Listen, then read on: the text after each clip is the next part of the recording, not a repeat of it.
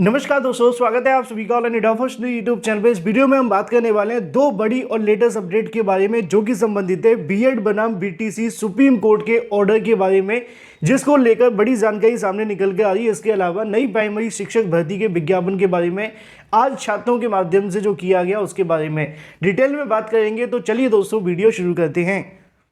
दोस्तों आगे बढ़ने से पहले हम बात करने वाले हैं यूपी टीईटी की बेस्ट बुक के बारे में जो कि चक्षु प्रकाशन की है। यूपी टीईटी 2023 में सिलेक्शन पाने के लिए आपको स्टडी गाइड देखने के लिए मिलती है, जिसमें आपको 3000 से ज़्यादा अध्याय बाय महत्वपूर्ण क्वेश्चन देखने के लिए मिलते हैं, 4 सॉल्व पेपर, साथ ही आपको विश्लेषण चार्ट भी देखने के लिए मिलता है।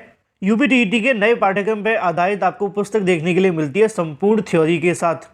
इसमें आपको प्रीवियस ईयर क्वेश्चन के साथ साथ मोस्ट एक्सपेक्टेड क्वेश्चन भी देखने के लिए मिलते हैं, जिससे कि आपकी जो तैयारी हो वो बेस्ट हो। सभी क्वेश्चन की आपको डिटेल में उत्तरमाला देखने के लिए मिलती है। सटीक उत्तरमाला के साथ साथ आप सभी को यहाँ पे देखने के लिए मिलते हैं व्याख्यात्मक उत्तर, जिससे कि आपने जो भी पढ़ा हुआ वो आपको डिटेल में याद भी रहे। चक्षु प्रकाशन का यहाँ पे स्टडी गाइड के साथ आपको प्रैक्टिस सेट भी देखने के लिए मिलता है, जिससे आपकी तैयारी होती है और भी मजबूत। इन सभी का लिंक मैंने आपको वीडियो की डिस्क्रिप्शन में दे दिया है। आप अमेजॉन या फ्लिपकार्ट से ले सकते हैं या फिर अपने नज़दीकी स्टोर से भी, लिंक वीडियो की डिस्क्रिप्शन में है। बीएड बनाम बीटीसी फैसले का इंतजार करने वाले अभ्यर्थियों के लिए एक और बड़ी अपडेट सुप्रीम कोर्ट से निकलकर आ चुकी है और मैं आप सभी को वही जानकारी देता हूं जो रियल होती है, ऑथेंटिक होती हैं। आज एक बार फिर से जानकारी देखने के लिए मिली है सीधे सुप्रीम कोर्ट से। तो वीडियो को लाइक कर दें और शेयर कर दें, चैनल को सब्सक्राइब करके बेल आइकन को दबा लें, क्योंकि आप लोग वीडियो को लाइक और शेयर नहीं करते, पहले जानकारी यहीं से मिलती है, लेकिन बावजूद इसके बहुत सारे अभ्यर्थी छूट जाते हैं, तो शेयर तो कर दिया करें। बीएड बनाम बीटीसी सुप्रीम कोर्ट ऑर्डर के बारे में अगर बात की जाए तो जानकारी देखने के लिए मिली है कि फाइनल ऑर्डर को लेकर सुप्रीम कोर्ट की जो फाइल है वो अब यहाँ पे जजेस के पास आ चुकी है। असल में जानकारी क्या है मैं आपको थोड़ा डिटेल में समझा दूं।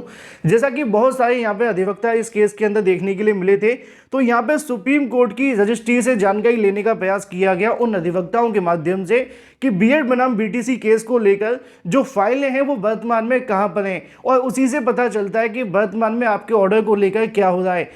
होता क्या है, जब आप सभी की सुनवाई चलती है तो बहुत सारी फाइलें यहाँ से सबमिट की जाती हैं, चाहे वो रिटन सबमिशन हो, काउंटर हो, रिजॉइंडर हो।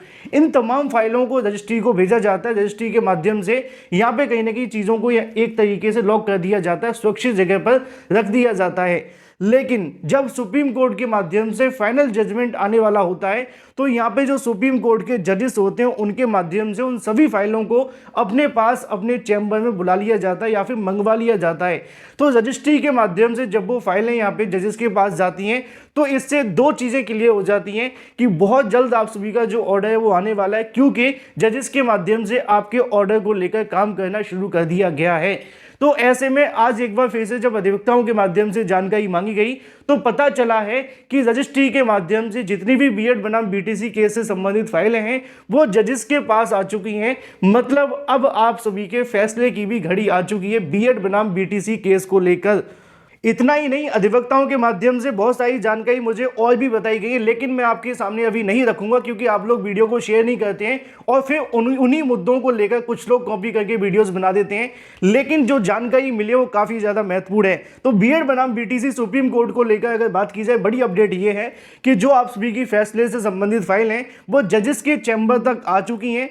अब जजेस के माध्यम से ऑर्डर लिखने की जो कार्यवाही है वो शुरू कर दी गई है और इसमें ज़्यादा समय नहीं लगता है। कुछ ही समय के अंदर आप सभी के सामने जो ऑर्डर है वो देखने के लिए मिल जाएगा। जो जानकारी मैंने आपको पहले दी थी कि अप्रैल के फर्स्ट वीक यानी कि 7 तारीख के आसपास या फिर सेकेंड वीक मतलब कि 14 तारीख से पहले पहले बीएड बनाम बीटीसी सुप्रीम कोर्ट का जो फाइनल जजमेंट है वो आप सभी के सामने होगा। बीएड बनाम बीटीसी को लेकर किसकी जीत होने वाली है। हालांकि ये जीत और हार का मामला नहीं है, क्योंकि लाखों बीएड और बीटीसी करने वाले छात्रों का भविष्य इस फैसले पर टिका हुआ है। तो अभी की जो लेटेस्ट अपडेट है वो आप सभी के सामने है। बाकी अगर और जानना चाहते हैं तो शेयर अवश्य कर दिया करें। बात कर लेते हैं अपनी अगली अपडेट के बारे में, जो कि संबंधित है नई प्राइमरी शिक्षक भर्ती विज्ञापन के बारे में। पदों की अगर बात की जाए तो 51,000 नई प्राइमरी शिक्षक भर्ती या 97,000 नई प्राइमरी शिक्षक भर्ती, लेकिन जो ऑफिशियल पद हैं वो आप सभी जानते हैं कि सरकार के माध्यम से सुप्रीम कोर्ट के अंदर 51,000 का एफिडेविट लगाया गया था और विधानसभा के अंदर 63,000 पद खाली होने को लेकर यहाँ पे जानकारी दी गई थी। नई प्राइमरी शिक्षक भर्ती विज्ञापन को लेकर एक यहाँ से जो वैकेंसी का विवरण है वो भी जारी हुआ, उसको लेकर भी हम बात करेंगे। लेकिन आज जो छात्रों के माध्यम से किया गया वो काबिले तारीफ है नई प्राइमरी शिक्षक भर्ती को लेकर, क्योंकि अभ्यर्थी मांग तो 51,000 50,000 पदों पर करते हैं, लेकिन धरना प्रदर्शन के अंदर सिर्फ 50 या 60 अभ्यर्थी धरना प्रदर्शन में जाते हैं। लेकिन बावजूद इसके 50-60 अभ्यर्थियों की संख्या होने के बावजूद भी अगर ये होता है तो इससे अच्छा क्या ही हो सकता है। नई प्राइमरी शिक्षक भर्ती विज्ञापन को लेकर आज सुबह से अभ्यर्थियों के माध्यम से बेसिक शिक्षा मंत्री के आवास के सामने धरना प्रदर्शन शुरू किया गया, जिसको लेकर अभ्यर्थियों की मांग लगातार पीएबी की बैठक और सुप्रीम कोर्ट के एफिडेविट और विधानसभा के अंदर दी गई जानकारियों को आधार बनाकर शासन प्रशासन के सामने रखी गई मांग कि नई प्राइमरी शिक्षक भर्ती का विज्ञापन 4 सालों से नहीं आ रहा है, और अगर आप लोग घर बैठकर इस प्रकार के वीडियोस को शेयर भी नहीं कर सकते हैं तो ये भी कहीं ना कहीं आप सभी के लिए बहुत बुरा है। और नई प्राइमरी शिक्षक भर्ती का डिले होने में आपका भी हाथ है, क्योंकि बहुत सारे अभ्यर्थी धरना प्रदर्शन में जाते नहीं है। जब धरना प्रदर्शन 8 दिनों से चल रहा है, आपको कहा जा रहा है कि आप लोग अपनी मांगे रख सकते हैं, हो सकता है कि आप दूर दराज से, तो कम से कम वीडियोस को शेयर करें, लाइक करें। मैं आप सभी को सबसे पहले इस धरना प्रदर्शन के बारे में जानकारी दिया था, कल भी बताया, परसों भी बताया, और एक वीडियो के अंदर इसलिए जानकारी अवश्य दी जाती जिससे कि आप लोग जागरूक रहें। प्राइमरी शिक्षक भर्ती का मुद्दा उठना चाहिए, बहुत अच्छी मांगे, जायज मांगे, लेकिन खुद प्राइमरी शिक्षक भर्ती वाले अभ्यर्थी सपोर्ट नहीं करेंगे तो कौन करेगा। फिर कहते हैं कि प्राइमरी शिक्षक भर्ती नहीं आ रही है, आएगी कहाँ से जब आप लोग एकजुट नहीं होंगे। आपको लग रहा है कि प्राइमरी शिक्षक भर्ती अगर ऐसे आ जाए तो कहीं ना कहीं आप सभी के लिए थोड़ा सा नकारात्मक पॉइंट हो सकता है, लेकिन आज जो छात्रों ने कर दिखाया वो काबिले तारीफ है। भले ही छात्रों की संख्या थोड़ी कम रही, लेकिन बावजूद इसके अभ्यर्थियों के माध्यम से नई प्राइमरी शिक्षक भर्ती को लेकर बेसिक शिक्षा मंत्री के आवास का घेराव किया गया, जो कि आप लोग इतने दिनों से नहीं कर पा रहे थे। पिछली बार भी संख्या ज्यादा थी लेकिन नहीं हुआ। नई शिक्षक भर्ती की मांगों को लेकर बेसिक शिक्षा मंत्री के आवास का घेराव किया। 51,000 पदों पर नई शिक्षक भर्ती की मांग को लेकर अभ्यर्थी प्रदर्शन कर रहे हैं, और TV9 उत्तर प्रदेश के माध्यम से भी इस मुद्दे को उठाया गया। इसी के साथ और भी कई अलग अलग स्थानीय मीडियाओं के माध्यम से इस मुद्दे को उठाया गया। बाद में छात्रों को गिरफ्तार करके भेज दिया गया इको गार्डन। हालांकि छात्रों की गिरफ्तारी या फिर अगर बात कीजिए छात्रों के साथ जो कहीं ना कहीं धक्का मुक्की की जाती है, इसी को संघर्ष कहा जाता है और इसी से संघर्ष की जीत होती है।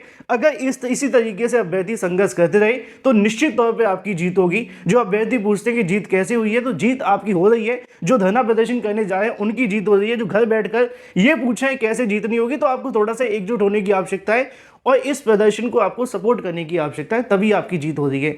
जो अभ्यर्थी वहां जा रहे हैं, लगातार प्रयास कर रहे हैं, उनके लिए कहीं ना कहीं आज ये जीत है कि शिक्षा मंत्री के सामने अपनी मांगों को रखना, क्योंकि छोटे छोटे प्रयासों से ही बड़ी सफलता मिलती है, एक साथ सफलता किसी को भी नहीं मिलती। बात कर लेते हैं अपनी अगली अपडेट के बारे में, जो कि संबंधित है प्राइमरी भर्ती को लेकर पोस्ट वाइज वैकेंसी के बारे में। इसके संबंध में भी एक विवरण जारी किया गया जो कि काफ़ी महत्वपूर्ण है, आपको देखना भी चाहिए। यहाँ पे अगर बात की जाए तो आपको देखने के लिए मिलेगा सीटों को लेकर जो भ्रम फैलाया जाता है उत्तर प्रदेश के अंदर कि अनुपात समानुपात बराबर है, तो उसको आपको समझने की आवश्यकता है कि प्राथमिक स्कूलों के अंदर कुल सृजित जो पद है वो 5,80,084 पद हैं। कुल नियमित अध्यापकों की संख्या की अगर बात की जाए तो 3,32,734 है। कुल रिक्त पदों की अगर बात की जाए तो टोटल यहाँ पे 2,47,350 हैं। और ये जो आंकड़ा जारी किया गया कोर्ट में पेश किया गया था, जो कि आप सभी को नोटिस देखने के लिए मिलता है। मैं आपको बता देता हूँ असल में मामला 2,47,000 कैसे हैं, क्योंकि यहाँ पे जो शिक्षा मित्रों को सरकार जोड़कर अनुपात समानुपात बराबर कर देती है।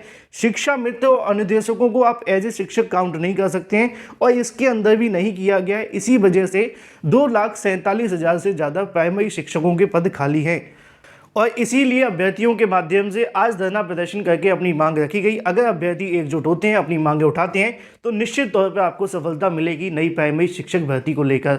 आज छात्रों के माध्यम से किए गए काम काबिले तारीफ है। फिलहाल इस वीडियो के माध्यम से इतना ही। Thank you for watching this video.